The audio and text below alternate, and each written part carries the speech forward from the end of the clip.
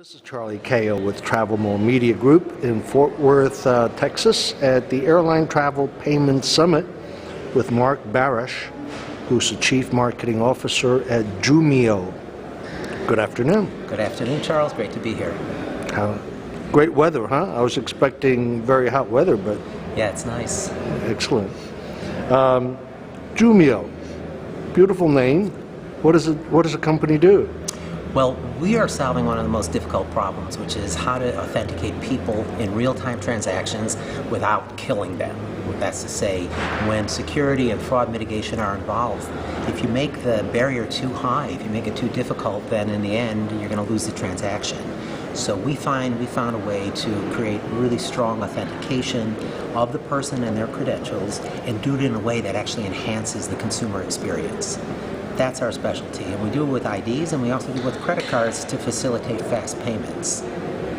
Okay, let's start with one example, and let's go further in depth with it. Tomorrow you're flying to Fiji. Congratulations.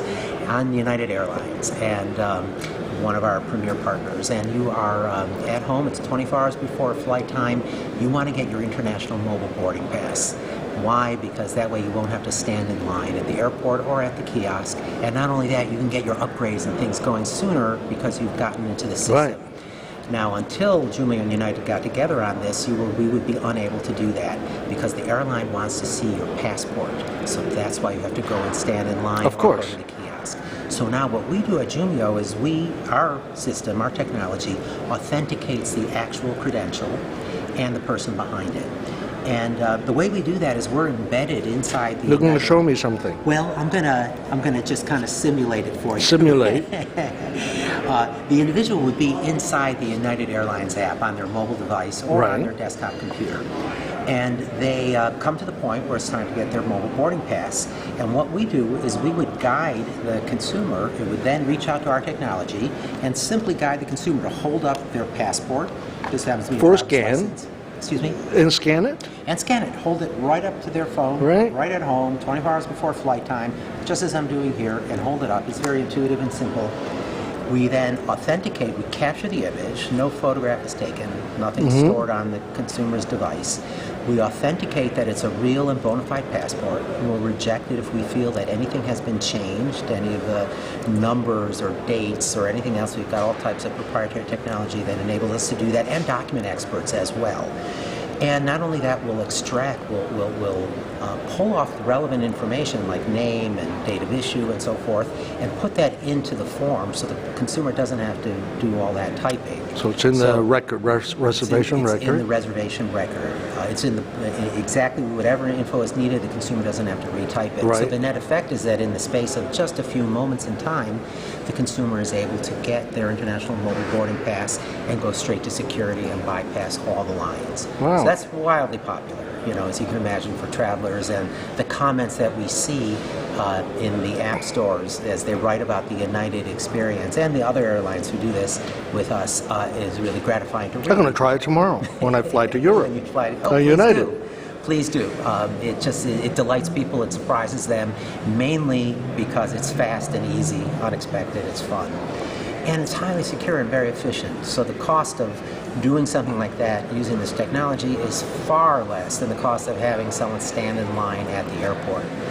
But we're really talking about customer experience more than anything else, and that's what we're setting out to enhance. Additionally, for airlines, we do something as well, which is nice and simple, and that involves credit cards. So on payment pages in mobile apps, whether it's an app or the mobile web itself, time and time again, we have to key enter the name, 16-digit number, expiration date, which takes typically about a minute in our timed experiments. And it's just tedious, and we've done it a million times. So what we do for United and many retailers and many airlines is just embed this same scanning technology into that mobile app checkout page, so the consumer can see one of two things. They'll come to that page, they'll see all the empty fields they need to key enter. Right. They'll also see a little button that says scan it. And when they tap that button, once again, they just hold up their card to the phone like that. It takes about a second, super fast.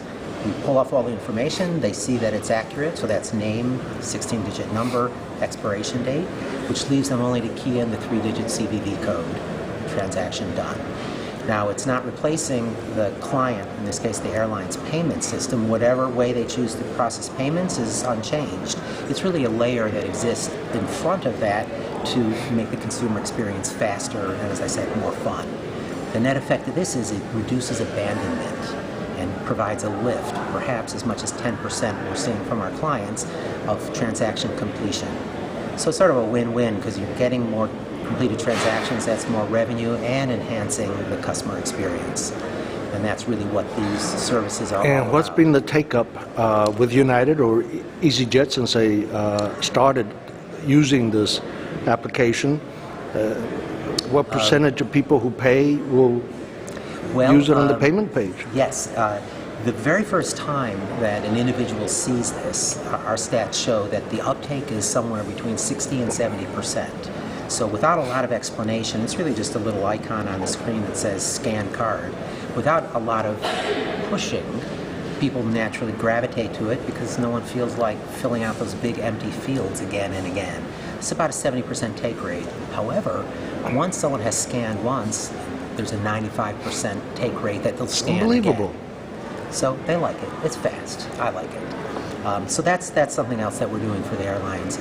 Today, though, we're very interested in solving another problem for transportation airlines in particular, which is loyalty fraud. And loyalty fraud is huge. I've been trying to aggregate some of the numbers. It's certainly a multi-billion-dollar fraud problem. This is where criminals steal miles. They hack into accounts using various methodologies. They ultimately steal miles. They turn those miles into cash, and then they use the cash for whatever purposes they would want. And it's a big problem. Our solutions would fit very well into ameliorating that because, once again, it's a second factor authentication. It's another way for the customer that you're not certain is who they say they are to prove while they're in transaction that they are who they say they are.